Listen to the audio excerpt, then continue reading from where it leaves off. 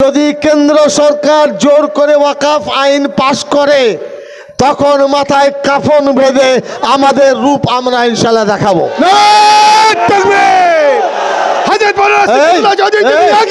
আমরা তোমার সাথে আছি।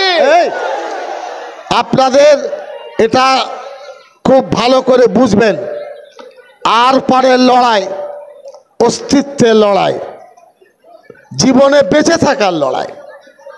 এটা কোনো রাজনৈতিক চর্চা করার লড়াই নয়, এই লড়াই হলো নিজস্ব সম্পদ রক্ষা করার লড়াই। নবীরা প্রমাণ চায়, মূর্খের দল ওয়াকফ পড়েনি, ওয়াকফ কাকে বলে তারা জানেন না। এটা আমাদের কর্তব্য, আমরা বলবো না তা বলবে কে? আমাদের ব্যথা বেদনা আমরা রাস্তায় বলবো না তা বলবে কে? এই সম্পত্তির জন্য জিভ দিয়ে লাল পড়ছে বিজেপির, তাদের লজ্জা হয় না, তাদের শরম হয় না? হ্যাঁ, আমাদের সম্পত্তি কেড়ে নিতে চাচ্ছ, হবে না। ঘুঘু দেখেছে বিজেপি, ঘুঘুর ফান দেখেনি, এই বাংলায় ফান দেখবে ইনশাল্লাহ। ধরুন ফুরফুরায় অনেক সম্পত্তি আছে, মসজিদে থাকতে পারে। আপনি কে যে আপনি মসজিদের সম্পত্তি নিতে চাচ্ছেন? কেন যাচ্ছেন? এবং এই রহরা রামকৃষ্ণ মিশন হিন্দু ব্যক্তিত্বের দ্বারাই পরিচালিত স্বশাসিত সংস্থা, তাদের সম্পত্তির মালিকানা সরকার নেই, তাদের ট্রাস্ট তারা চালাবে। ওই বেলুড় মঠের মন্দির আছে, তারপরে ধরুন ওই ইস্কন আছে, ওই উড়িষ্যায় কি ওটা মন্দির, বড় পুরীর জগন্নাথ মন্দির আছে, তাদের মালিকানা। বিজেপির চোখে কি রঙিন চশমা আছে? তারা কি দেখতে পায় না যে তারা মুসলমানের সম্পদ লুটে পুটে খাবে?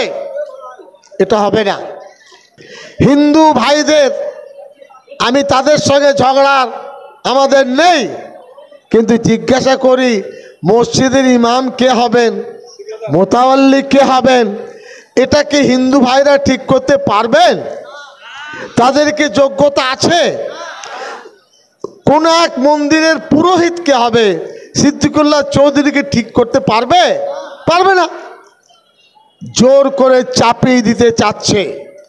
আমি অনুরোধ জানাবো আজকে সমাবেশের মাধ্যমে, मैं गुजारिश करना चाहता हूं तमाम अपोजिशन पॉलिटिकल पार्टी को, आप अपनी ताकत से वक्फ बिल को विरोध कीजिए, विरोध कीजिए। मस्जिद, माद्रासा, खानका, ईदगाह सब কিছু চ্যালেঞ্জের সম্মুখীন হয়ে যাবে। এটা কোনো মামুলি প্রশ্ন নয়।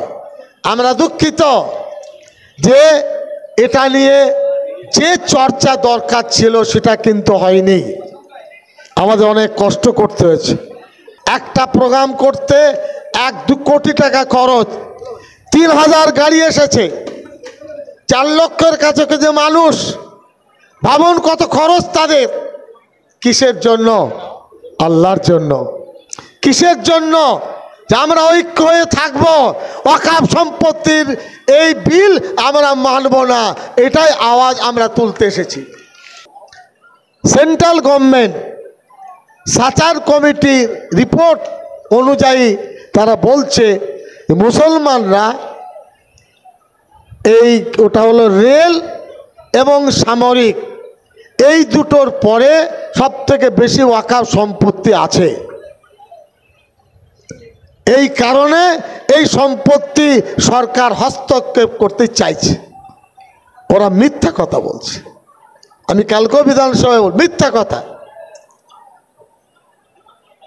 আপনার 2টি রাজ্য অন্ধ্রপ্রদেশ, কেরল, হিন্দু দেবত্ব সম্পত্তি। আমাদের সম্পত্তি কত সাচার বলেছেন? 6 লক্ষ কয়েক হাজার একর, 6 লক্ষ আর কয়েক হাজার একর। আর এখন শুনুন, অন্ধ্রপ্রদেশ, তামিলনাড়ু এই সমস্ত জায়গায় হিন্দু দেবত্ব সম্পত্তির পরিমাণ হলো 9,40,000, কত বললাম?